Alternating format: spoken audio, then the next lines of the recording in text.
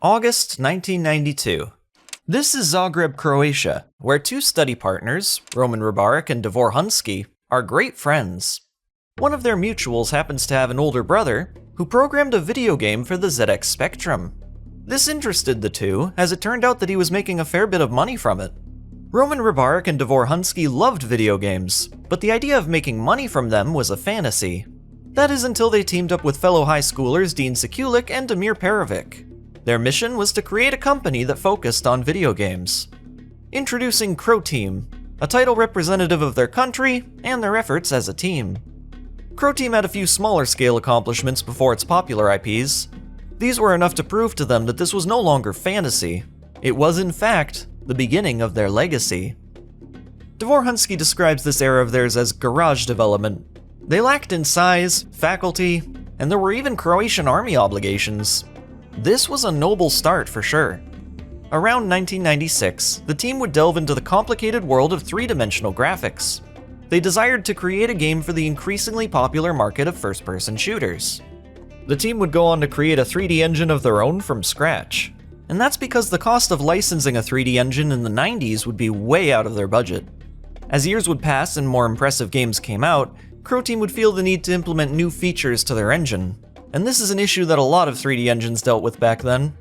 Eventually, they would come up with something that they felt to be competitive with the industry, and this was called Escape 3D, which was ironically 2.5D for a while in the beginning. Flesh, later called In the Flesh, was to be their premier 3D title. A horrific, narrative-heavy dungeon shooter with 4 chapters. Unfortunately, this project is still largely a mystery for us, but we do know that it'd be a stark contrast to the game that it ends up being in 2001. According to Roman Rybarek, enemy design was the first thing they worked on for their game. It had characters such as the Catmen, Headmen, Knights, Sharks, Cybermen, Cyborgs, Mammoth, Harpies, and there was one called Devil. While never officially mentioned to be in this game, renders of a wearable exist from around the time. This character was a temporary mascot for Croteam, boldly featured on their website. 2 years later, in 1998, they realized the true power of their engine, which would greatly outperform the abilities they had in mind for their In the Flesh game. Croteam would drop the existing premise, performing a 180 by shifting their focus to a game with bright, open environments. How unique.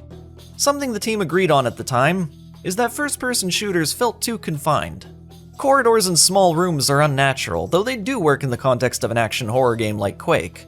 Nonetheless, large open spaces would become one of Croteam's competitive advantages against other upcoming titles. Davor Hunsky has said that old games like Commando and Smash TV were inspirations for the combat in this new game. He says, "We think it would be great to have such playability done in 3D with the latest technology." Croteam was of course inspired by modern games of the time. You've got your Dooms and Duke Nukems, but also cited were adventure games like Lara Croft's Tomb Raider. Hunsky has also compared the gameplay style with the classic arcade game Galaxian. This one he's expanded on a bit further. Consider how enemies are separated by their function, size, sounds, and visuals. You have to recognize all your enemies in order to best eliminate the hordes surrounding you. One day, Roman Rybarek came up with the idea for their game to feature a badass protagonist named Serious Sam, which would double as the game's title. They've suggested that it's a parody of the serious and dramatic tone that many first-person shooters had at the time. Serious Sam is the exact opposite, which is quickly made apparent through its use of ridiculous enemies and goofy one-liners. This tone isn't entirely apparent from screenshots alone, which built up most of Serious Sam's exposure. At first, most of Croteam were against Rybarek's idea of Serious Sam. Even his appearance was a point of internal controversy, which is probably why they've given him so many facelifts over the years. Over time, the character of Serious Sam managed to grow on Croteam, so they would collectively settle in with the new direction and continue working on the game. Eventually, Serious Sam would get its own trailer, showcasing the frantic nature and huge, vibrant levels. Rybarek has since said the following about this game. "When I look at Serious Sam now, I think this is the environment where I would like to see Doom in. I know a majority would disagree with me there, but we can't all like the same things. I must say, I personally identify with this." Now, whether it be branding identity or a strong passion for their current project, they would then rename their Escape 3D engine to the Serious engine. The engine was then further optimized for rendering even larger landscapes, which could feature dozens of active enemies at once without considerable slowdowns. Roman Rybarek said that he'd noticed an interesting thing in the game market. Since Doom and MDK, there hadn't been many games that honored chaotic action. He assumed this was due to engine technology, which in this time usually struggled to render too many 3D enemies without considerable drops in frame rate. Further elaborating, he says that at the time, most would go for less enemies using smarter AI. He finishes by saying, "I hope Serious Sam will be a success for this forgotten style." With the idea of Serious Sam being quite different from In the Flesh, a number of changes would be made. An important one would be its enemies. More would be added to fit its frantic gameplay. All previous character models would be either removed or replaced. As Croteam began implementing a story, some existing enemies would have their names changed. They were no longer some goofy models made at Croteam, instead pieces of a story waiting to be told. Roman Rybarek would then write the game's design document, which was finished in January 2000. It was given alongside a prototype of the game for publishers to take a look at. Croteam hoped that at least one of them would be interested in getting Serious Sam on the shelves, but unfortunately, no dice. We can read a few pages of this document thanks to it being briefly shown in an Ars Technica documentary. Knowing what I do now, it seems to be outdated. Of course, it would be hard for me to disprove that Sam's favorite game is Undress the Princess 7 on his pocket holobox. The document says, after numerous unpleasant encounters with mental servants, Sam was hospitalized for teratophobia and treated with untested drugs. After 2 years, he changed completely with a serious new look. This was the reason for the Mighty Council giving him the assignment over other superhero troopers. Wait, so the initial Sam origin story is that he was superhuman? Interesting to note. Serious Sam was sent to somewhere between 20 and 30 publishers. 28 of them never replied, but the other 2 were denials. Throughout most of the game's development, between 4 to 8 people were actively working on the game.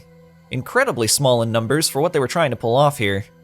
Understanding this, the team would hire 3 new members: Dinko Pavicic, Peter Ivancek, and Damian Marvunitz.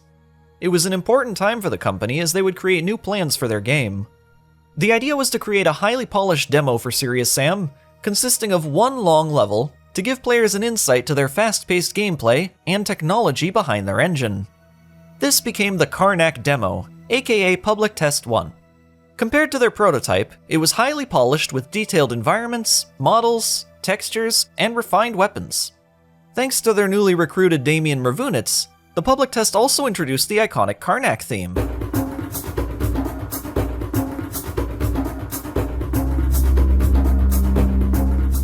The demo was released on May 30th, 2000. It received praise from players, and landed Roman Rybarek the chance to be interviewed by now famous Valve story writer Eric Wolpaw. This would take place on a website called Old Man Murray. Wolpaw and Rybarek used the interview to talk about the game's technical details and video game politics. This interview caught the attention of Mike Wilson, who was CEO of a publishing company called God Games. He believed that Serious Sam was a good fit for their newly launched On Deck Interactive division, which was established to publish value-priced games from indie developers. On July 28, 2000, the deal was made. After many disappointments, Serious Sam had finally found its publisher. According to Davor Hunsky, this change resulted in the game being sliced from 40 levels to only 15. The remaining time would be spent polishing up what remained of the game and its levels, several of which were then made from scratch. This process would take them roughly 8 months to complete. While most of the content they cut would never see the light of day officially, many ideas would return in the follow-up mission pack. That's right, Serious Sam was no longer a single game. This is Serious Sam's first encounter, continued in their eventual second encounter. A third encounter was also planned. It would contain the missions leading up to Sam's ultimate fight with the series' antagonist, Mental. However, this encounter was scrapped in favor of the full-fledged sequel, Serious Sam 2, a game they've since left in the past. These days, with the numerical titling of Serious Sam games, most will agree on the first and second encounters making up Serious Sam 1. During the summer of 2000, the public test demo for Serious Sam became GameSpy's #1 most downloaded file of the season. And with such popularity would come the inevitable criticisms. Mark Doctorman, who worked on Rise of the Triads engine, believed the game looked unprofessional. 3D Realm's George Broussard preached the idea that Serious Sam was no more than a novelty game. It lacks the important complexities that you'll find in games like Doom. This public scrutiny annoyed Roman Rybarek, who who'd make sure to poke fun at these instances in the future. Croteam would go on to spend 12-hour workdays on Serious Sam, with very few breaks in between. One of their ambitions was for the Serious engine to be used by other developers. Knowing how much it cost to license one at the time, distributing their own was a good idea. On paper. Croteam suggested a licensing deal for the Serious engine would cost between $50,000 to $200,000. That's actually cheap compared to other choices of the time, which could cost upwards of $500,000 to license. Prior to release, the Serious engine was compared critically against the competition. It was discovered that while the engine was rather competent, it's behind in certain aspects that many developers would consider important. I'm no expert on this stuff, that's as much as I can tell you. The Serious engine would go on to be licensed a couple times, but it was far from popular. On December 15th, 2000, Croteam made a second public test demo for testing network code. The engine was further optimized at this point, allowing more machines, even those on the lower end, to run the game with a decent frame rate. This test build is quite similar to the final game, with a few cosmetic differences. For some reason, the knife does this.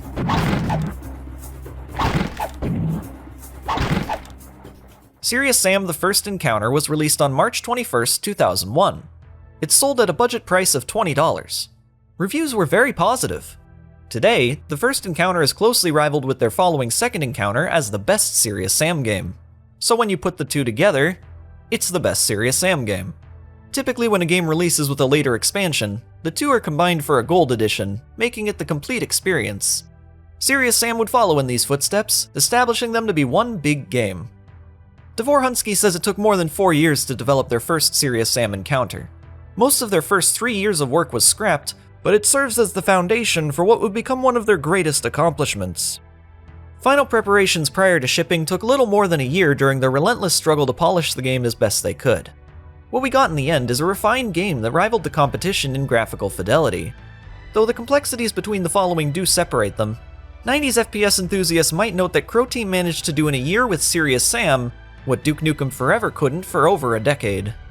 While Serious Sam's gameplay may not be to everyone's taste, those who appreciated this style of gameplay found it very addictive. It would go on to become a fairly well-known title in the PC gaming world. At the end of 2001, GameSpot gave Croteam their highly regarded PC Game of the Year award, which further promoted the game. While Serious Sam hasn't since impacted the scene as much as with their first encounter, the series has managed to stay relevant enough to have games still being made, and at least noticed by most in the gamer space.